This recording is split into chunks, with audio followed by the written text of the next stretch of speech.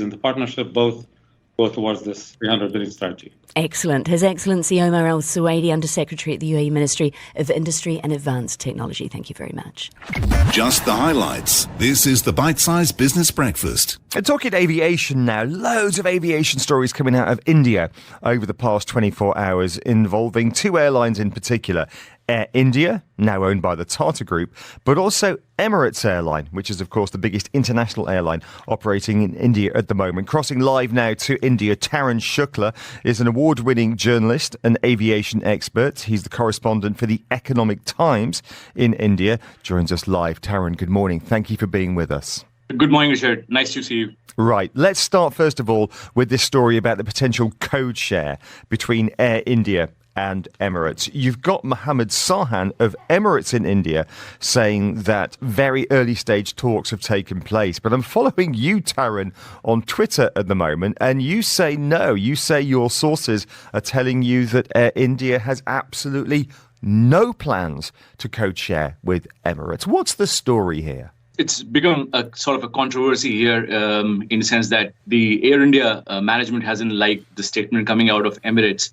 Over the last 1 week, Emirates India chief has been making statements on Emirates and what it plans to do in India, and how while Air India will be a threat in some ways, it will manage it. And during those conversations, I think the statement was made that Emirates and Air India are in early stage of partnership in terms of code share. My understanding from my sources is that there have been no such talks. And in fact, Air India does not plan to go ahead with any code shares with Emirates because there has been a lot of history behind this. If you notice, going back as many as 20 years, Air India was always in government hands and it was not able to expand as furiously as a private airline would have. Emirates, on the other hand, was like a great product, continues to be a great product, and is a choice for many Indians. But now Air India, which is now privatized, has gone ahead and bought like 470 planes at $70 billion. And it plans to add capacity all across the world. I mean, from Europe to US, Australia, so on and so forth. So it has a clear runway now for 10 years of growth. And it does not see any reason to code share with Emirates, which is basically a one-stop product for a lot of Indians to go to US and Europe. If you notice the advertising that Air India has come up over the last 1 year since it's been in the hands of Tata's and Singapore Airlines, it's very clear. The advertising is very in your face. It says non-stop product, which basically means that the target is Emirates and the other airlines in the region, for example, Qatar and Etihad Airways, which sort of have been, have taken a lot of market share from India over the last 20 years because there were not enough carriers who had that kind of financial muscle to, go international and take their traffic. Well, Tarun, let's hear from the new chief executive of Air India. Campbell Wilson is a New Zealand aviation expert. He was previously in Singapore. Now he's the CEO of Air India. He's been speaking over the past 24 hours as well. This is him on the grand plan under Tata for Air India. We are also impatient for change too. We've been working very hard over the 1 year since privatisation and the 7 months since I came on board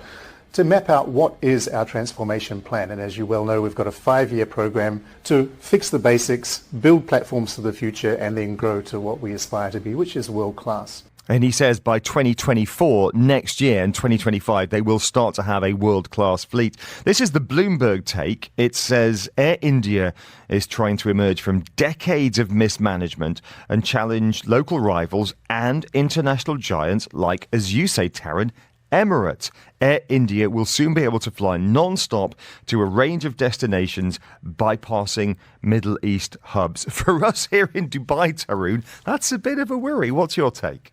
Yes, it actually is a little bit of a worry for Emirates. I mean, I think my understanding from people inside Emirates is that they think that at least for the next 1 or 2 years, Air India will be sort of bogged down in terms of reinventing itself under Tata and Singapore Airlines. But in the long term, obviously, it will start playing out because, Emirates has not been able to expand further in India. I was just looking at some data over the last 15 years or so. Going back to 2005, the foreign airlines were around 70% of the Indian market share. The inbound and outbound traffic out of India was captured by them as much as 70%. And then we had these windfall rights which were given to Emirates and the likes during 2005, 6, 7 onwards. And that became very controversial in India because the government auditor came up and said that, Air India's interests were actually not taken care of, and instead the government favored Emirates during that time.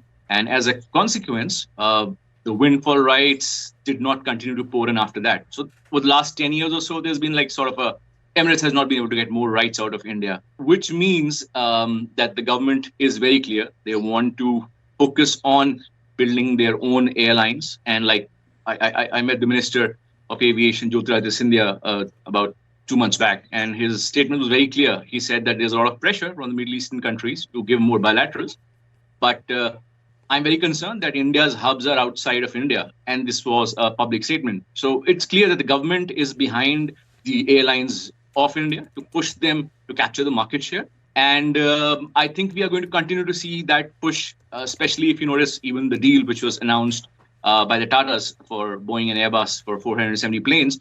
You had the French president, Indian Prime Minister Narendra Modi, French President Emmanuel Macron, and even Mr. Joe Biden, the President of the United States, making a statement. So there was a lot of diplomatic push as well behind the scenes. And one data last question, Tarun, very quickly. We're short of time. We've only got about 30 seconds left. Story in the Times of India this morning. Emirates has 66,000, Emirates and Fly Dubai, 66,000 seats a week to India. They want to almost double that. 30 seconds. What are their chances of getting that? It's going to be very difficult. I mean, they will have to lobby really hard to get those seats. And it's clear that when Air India has made its plans very clear that they want to have a non-stop product, whether they will be, it's going to be a big fight between Air India and Emirates going forward. Emirates' market share is already down to 7% from 11% from 2014 onwards, while the Air India group is over 25% now. So we are going to see a lot of rivalry between Air India and Emirates. I guess it'll be good for the passengers, who will probably get a better choice and sort of more options to fly. But you will see this fight sort of escalate. Tarun, great talk to you. Appreciate your time this morning. Thanks very much indeed for joining us live. That's the voice of Tarun Shukla, award-winning journalist, aviation expert and correspondent for the Economic Times. So many aviation stories doing the rounds in India at the moment. This is the Business Breakfast, Dubai Eye 103.8 FM.